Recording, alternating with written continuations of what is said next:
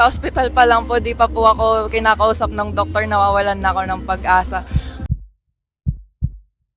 One of the memorable challenges is yun, nagkaroon po ako ng appendectomy surgery noong way before 2024, patapos po ng August.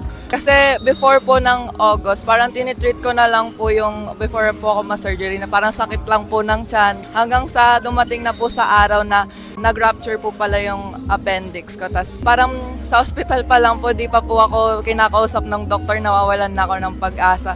Buti na lang po nag-suggest yung doctor ng laparoscopic surgery kasi yun daw po yung pinakamabilis na mag-heal kasi magsi-season na po kami that time.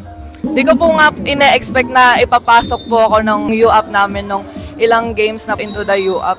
Tapos ayun, nilaro ko lang po ng nilaro, in-enjoy ko lang po muna yung first UAAP sa volleyball. Yung nag-alaga sa akin from baby po ko is yung lola ko. Tapos yung mami ko, she had to go to work sa overseas para lang matustusan yung pag-aaral ko po before ako mapunta dito. Silang dalawa na yung tumayong tatay para sa akin na para mag-push ako na maglaro dito. Kung sila, lola ko nga at mama ko na kaya nilang palakihin ako ng sila lang, edi kakayanin ko din na paaralin yung sarili ko para mabigay ko sa kanila yung mga magandang na ano nila sa akin para makatuntong po ako dito sa kung nasan po man ako ngayon. Hi, I'm Kathleen Umal and this is Puso.